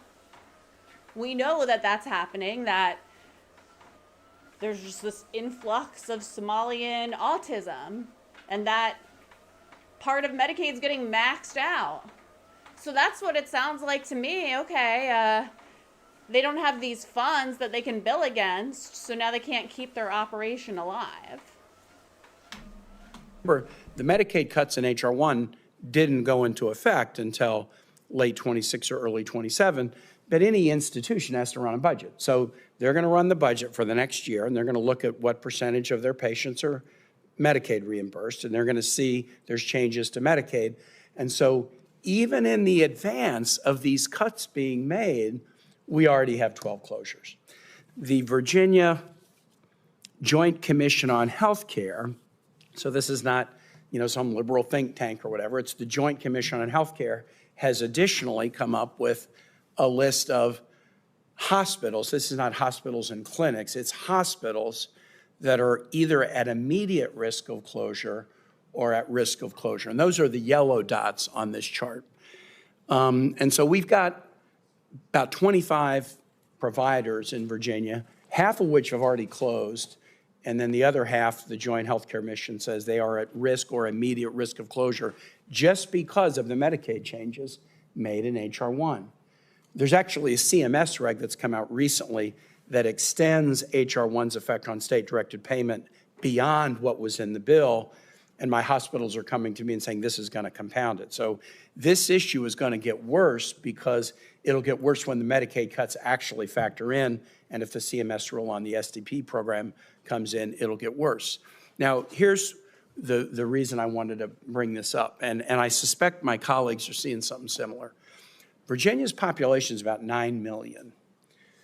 70% of the Virginia population lives in something that we call the urban crescent, which is basically DC to Richmond along I-95, and then Williamsburg, Newport News, Hampton, Virginia Beach along I-64. We call that the urban crescent in Virginia. 70% of our population, 5.5 million people, live there. None of the closures, none of the at-risks for closures are in the urban crescent. They're all in rural. Oh, you mean because now we found out where the fraud was taking place. Thank you for pointing that out. Virginia. All of them. Shenandoah Valley, Appalachia, South Side, Northern. Okay, I know that you're going to call me an idiot again, too. But just hear me out. So I have, I told you I'm licensed in like over 45 states, and I have clients from all over the country. And thinking about some of my clients that are in rural areas, a lot of them have farms, work on the farm, more so like blue collar workers or whatever. They're in like great health. Most of them are in like very good health. They really enjoy like telemedicine. They love that addition to their plan. They're not like complaining about hospitals being far away or whatever. Like they're not really going to the doctor. They're not really going to the hospital unless it's like a true emergency. So I feel like he's just pointing out like areas that could potentially have fraud. Because I can tell you, and I mean, I don't know like thousands or I'd say maybe, I don't know, maybe 100 or less.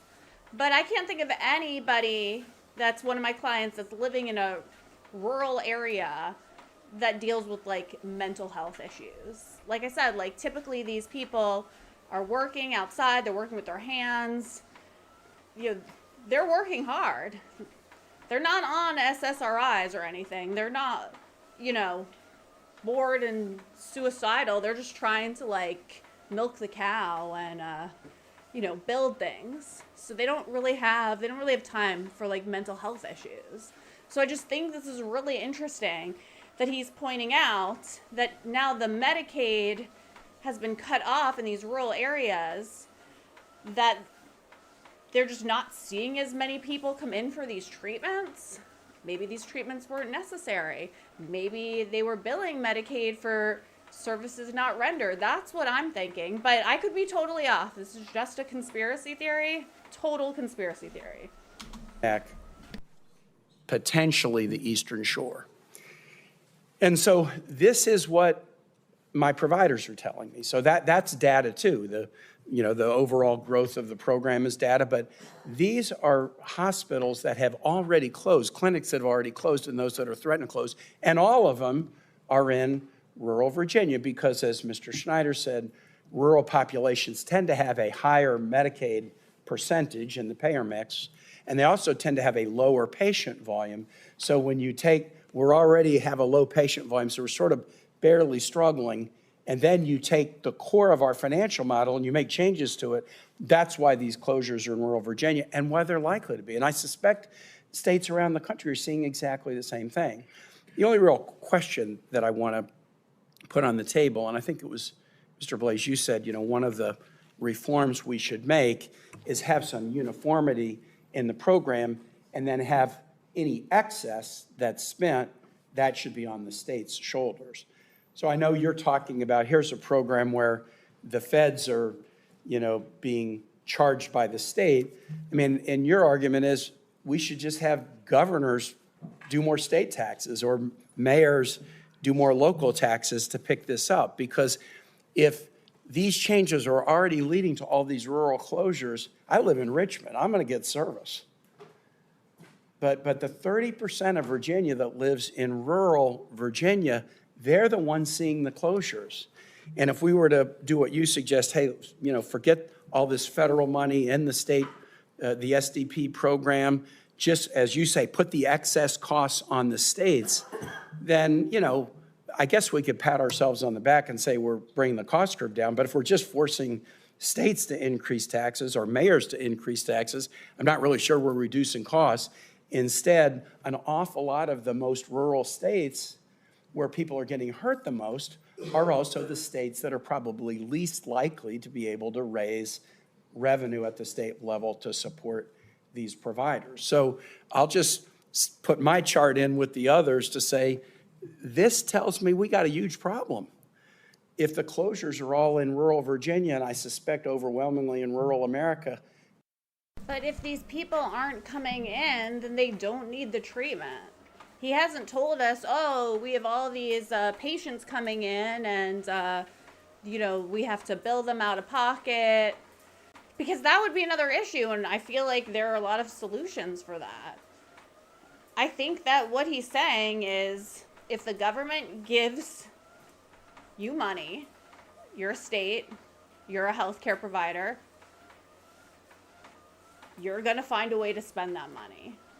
And I think therein lies one of the major issues with our healthcare system right now. Then as we're trying to figure out what the answer is, we better come up with an answer that solves this. Thank you, Mr. Chair. I yield back. Mr. Blaze, he mentioned you. Do you want to quick respond to this? Yeah, Senator, I mean, it's a complicated problem. You had rural hospitals that were struggling before the reconciliation bill last year was passed.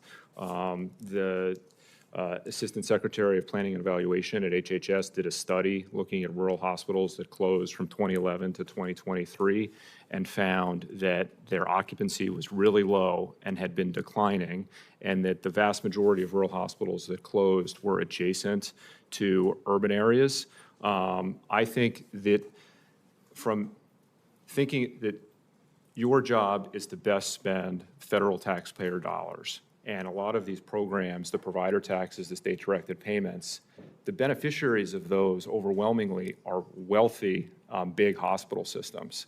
That's not what my rural hospitals are telling me about the SDP rule. But I think the savings that you get from those broader reforms allow you to make targeted investments, which is what the Rural Health Transformation Fund is, and that's $10 billion a year. Yeah, but it's interesting. These closures have happened even though there was a Rural Health Transformation Fund. Yeah, I mean, they closed even though they knew that Congress had tried to provide a little bit of money to try to help bridge this problem. I mean, I think the $10 billion a year is a lot of money given the financial exposure. Not enough of to rural stop hospitals. these hospitals from closing. So again, I would never question the veracity of, people who get federal dollars. But I will point out when we passed one big beautiful bill, Wisconsin went from 1.8 to 6% provider tax because they wanted to, be part of the deal too. And I got lobbied by a hospital, said, you've got to lobby Dr. Oz to create a waiver so we can get that 6% provider tax, because if we do it, we can charge our patients $12 million and we'll get reimbursed for $18 million and we'll make a $6 million profit. That was the rationale. It wasn't like, hey, if we can't do this, we're going to go out of business. It's like, no, this is a money-making opportunity for us, and you've got to lobby Dr. Oz to, allow us to make that an extra $6 million. So again, I would take what these providers who are getting all this federal money, I'd take what they say with a grain of salt. Senator Marino. Thank you, Mr. Chairman. Thank you for having this hearing. There's an expression in sales that says facts get in the way of a good story. And obviously the Democrats want to stick with the story that Republicans are somehow for billionaires and they're for the working class, but obviously the facts are completely the opposite of that. Talking about rural America, they get wiped out in rural America. Rural American voters reject Democrats by wide margins. You would think that they would look at that and go, well, why is that? So let me give you a little bit of the answer. Your policies have destroyed American manufacturing. You allowed these jobs to get shipped overseas to China, Mexico, and our factories and places in Ohio got wiped out because of those policies. President Trump has put tariffs in place, which have brought these manufacturing facilities back to the United States of America. And yet they've fought tooth and nail every step of the way on tariffs. You allowed drugs to come into our border, across our border with impunity. We had a completely wide open border and allowed tens of millions of people to enter this country. Cheap labor, that doesn't affect billionaires. I don't think billionaires get replaced by illegals crossing our border, but working Americans do. They see massive wage suppression. And so those are the policies that they've put in place. And they actually shut down the government and wanted, one of the ransom notes was to get rid of the Rural Hospital Opportunity Fund. They wanted to eliminate it. None of them voted for it, and they wanted to eliminate it. Those are just facts. The ranking member talked about the mom with 2 kids. We're the party that cares about the mom with 2 kids. We're the party that gave that mom a $2,000 child tax credit. You voted against that. We gave that mom an $1,800 child tax credit. You voted against that. If that mom worked for tips or overtime, you voted against that. You're the one that wants to give able-bodied adults more money than those kids that mom has. I think a little self-reflection on that should be part of the equation. That those 2 things, just those 2 things, the child tax credit and the daycare credit, is $3,800 for that mom making $25,000 a year. That's real money that you guys did not want to give that mom. That was just your votes, and those are just facts. But when you did have control of Congress and the White House, what did you do? Did you help working Americans? No. You passed a law that gave $7,500 to the wealthiest 0.01% of Americans to buy to lease luxury electric vehicles. So while the mom with 2 kids is making 25 grand a year struggling, the person making tens of millions of dollars a year could go into a Rolls-Royce dealership and get $7,500 thanks to each and every one of you to lease a Rolls-Royce Spectre. Congratulations on that phenomenal policy. Mr. Snyder, if somebody's in this country without permission, should they be allowed to get health care on the backs of the American taxpayer, yes or no? My own view is if people need health care, they should receive it. So you think that somebody who is here illegally should have their health care paid for by the American taxpayer? So we have a law in this country. No, I'm just asking you. That's a simple yes or no question. Somebody's in this country. I agree with somebody's. Let me just restate it. So yes, if they need emergency care, yes. So the taxpayer, the United States of America, should pay for the health care of people who broke into this country illegally. That's what Congress decided in 1980. No. Congress never decided. I don't know what Congress you're talking about. If you needed emergency health care and you went to any other country on earth, would you get it for free? Well, the countries that I've gone to, yes. You'd get health care for free if you went into so for example, let's take Spain, which has incredibly difficult visa standards. If you went to Spain and needed heart surgery, you think the Spanish government would give it to you gratis? I can't speak to Spain. But do you think but it's interesting. I wonder if my Democrat colleagues would agree with that. That if people who broke into this country illegally should get health care. Mr. Snyder, if somebody broke into your home, would you make them dinner? No, I would not. Why not? Why not? Why wouldn't you? They need help. What if they're starving? What if somebody broke into your home who's hungry? Would you not feed them? Or would you call the police and get the heck out of the house? If somebody was hungry and needed to be fed, I would feed them. So if somebody broke into your house, you will feed them. Don't give anybody your address. So whatever you do, I'm asking you just for your own personal sake, do not release your address. Can I answer the question? You can, please. Somebody breaks into my home and they're hungry. I'm going to forgive them for breaking in. I'm going to feed them, and then we'll work out accountability for what they've done. Okay. Like I said, don't release your address. But on behalf of the American taxpayers, especially the hardworking men and women of this country, no, government benefits, taxpayer dollars should be absolutely and exclusively reserved for American citizens.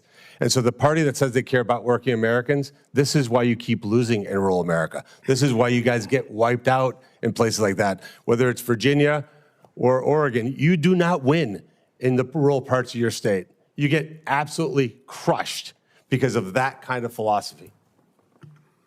Senator Merkley, I'd like to make a So first of all, I mean, this is just all political theater anyways. Let's be real. If anybody tried to break into that dude's home, like, I'm sure he has surveillance. Like, there's no way he's sitting somebody down at his kitchen table and giving him a meal. Like, that is ridiculous. And you know that they're just saying things.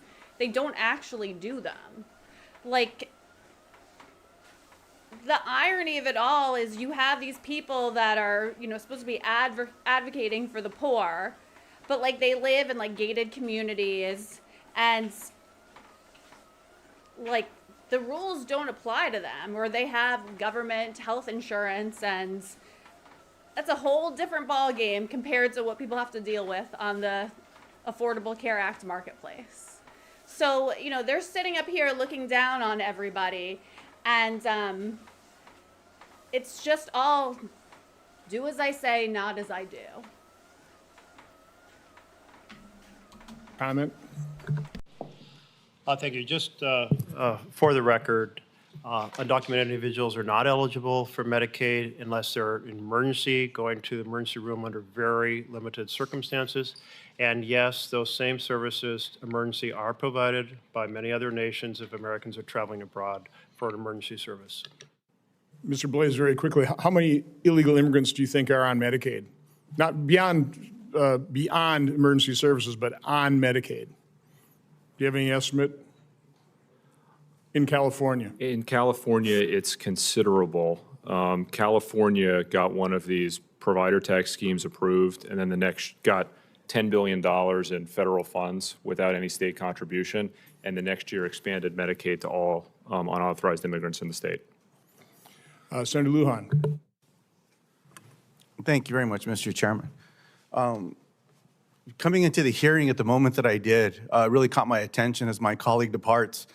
You know, some of us are Catholic, and my colleague went to Catholic high school, I believe, if I'm not mistaken, someone that should understand the lessons that are taught to us every day. I'd refer my colleague from Ohio to teachings under St. Francis of Assisi if he needs to learn about what it means to shelter those that need some help, or provide food to those that need some help, or care for those that need some help. I grew up in a rural community. I didn't have a Rolls-Royce dealership. I still live on a small farm. I put diesel in my tractor. I turn dirt every day. I fix fences. When my neighbors need help fixing a fence, I go help them put that fence up. I don't ask if they're Democrat, Republican, whatever it may be. We do it. This lesson about how the big, beautiful bill, a piece of legislation that President Trump ran on, that my Republican colleagues are trying to fleece the American people in convincing them that this bill helps them. $1 trillion was taken out of healthcare. How the hell does that help anybody? I'm a stroke survivor. 4 years ago, I had a stroke. What I learned is time is not on your side if you have a stroke. You need to get to the doctor immediately. Well, not in the case of what happens with the $1 trillion cuts and Medicaid facilities. Okay, but again, they're just lying about that because they weren't cuts. They were never supposed to be permanent to begin with.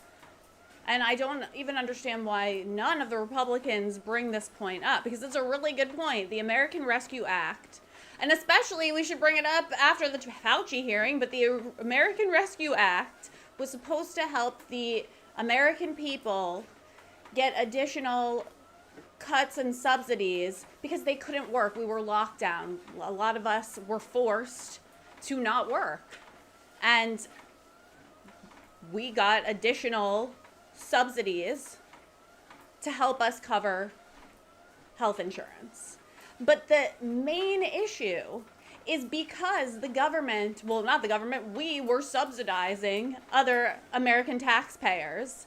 What these private insurance companies did was hiked up the premiums, hiked up the copays, hiked up the deductibles, hiked up the max out of pocket, because they knew that the government was going to subsidize it. They knew that, okay, I could put out a $2,000 a month health insurance plan for some 60-year-old woman in Missouri because, you know, she's under the poverty level and her state and the federal government are going to subsidize her 100%. So she's paying zero premium, and the taxpayers are paying this $2,000 a month premium to United Healthcare or Blue Cross Blue Shield. And every year, the premiums have gone up. This is the problem. And this is the problem that needs to be solved at the state level, and I can't believe that nobody is talking about this. The answer is not to continue giving more subsidies, because all that does is allows the insurance companies to egregiously inflate their premiums like they've been doing for years, and it doesn't matter because they're getting the premiums from the government. The person receiving the tax credit doesn't care because they're getting health insurance for free. So they don't care that it's costing, you know, the taxpayer $2,000 a month, or, you know, I referenced a premium of $9,000 a month in Tampa, Florida for a family of 6. So over $100,000 in premiums, okay, that taxpayers are paying for. The only people that it's benefiting is the big billion and trillion dollar insurance companies and these senators and these congressmen, because they get tons of money from insurance companies and lobbyists. Start closing and rural clinics start closing. And if that was not enough, then they went and devastated food programs in America, kicking farmers and ranchers in the teeth and closing rural grocery stores. That's the big, beautiful bill. They just voted on it. Facts are funny. Anyhow, this hearing is about Medicaid. The realities around Medicaid. If I'm not mistaken, the big, beautiful bill removed about $1 trillion from health care, more than $800 billion of federal Medicaid dollars. And my Republican colleagues profess that they did not cut, they being Republicans, did not cut Medicaid. They only transferred the cost to states. They eliminated $1 trillion in access to health care. Medicaid. People that were dead were getting paid. People were getting benefits and they were dead. They weren't alive. People were getting benefits, the same person, same social security number in different states. They've already admitted in this hearing that there's tons of fraud and irregular payments in the billions, okay? Why do you want us to continue paying when we know it's going to fraud? It doesn't make sense. It doesn't make sense at all. Programs across the country, we don't know who's going to get care or who's not going to get care. I have constituents writing to me every day about a concern of being able to pay bills, trying to figure out if they're going to be able to get access to care or not. Dina from Bernalillo County, which is the largest county in New Mexico populace-wise, said, as I was sitting in urgent care this weekend, I started to have serious anxiety that next year I might be without my Medicaid insurance, and I may not be able to go to urgent care if I needed to. How much is a urgent care visit? If you pay cash, how much would you pay? $75, maybe $150, $160, $200 max. How much do you really pay out of pocket for urgent care? It's not like it's bankrupting you. And if you don't have enough money to like cover a doctor visit, like we have bigger problems. Like we need to address that problem. We don't need to give more money and more subsidies to United Healthcare and Blue Cross Blue Shield and Aetna. We need to give that money back at least to the American people that are paying the taxes for it. Where's our tax money going to? You know, most people don't have, some people don't have $75 to spare, especially on fixed income. Yeah, that's a problem. I think that's a problem. That's a problem we need to address. And there's little things that our government can do to address them immediately, but they don't because they don't care. And I brought this up in one of my other streams. Why do seniors that are getting Social Security have to pay taxes on the Social Security money that they get? That money, they already got taxed for that. Why do they have to get taxed again when they get their Social Security payment from the government? That's a little bit of money every month that they certainly could use if they're on a fixed income. Don't you guys agree? That would be a good place to start. They should not have to get taxed on money they already paid taxes on to get that money to begin with. So this is all to me like very, very much political theater because nobody comes up with a solution, and it's really maddening and it's really sad because let's be real, like the quality of life for people is going down. It's going down significantly, and people in the chat have been right on, like, yeah, they want us arguing back and forth, left and right, and a lot of this is political theater. They don't want it to go away. They don't want the subsidies to go away because their friends at these big insurance companies are putting money back into their campaign, and that's what it's all about. It's never been about helping the American people. And I just don't think that like our health should be something that we allow like corporate greed to be in. Like our health should not be up for grabs, but it is in a major way in our country. And like, that is the topic we need to discuss. You know, we're human beings.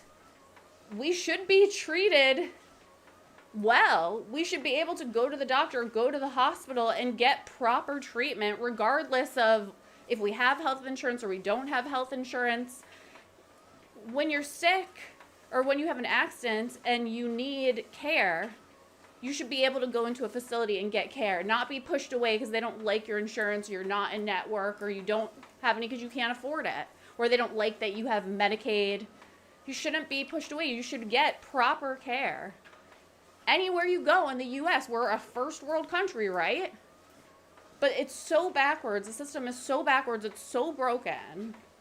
And it's just disappointing to watch these hearings because there's literally no effort to make it any better.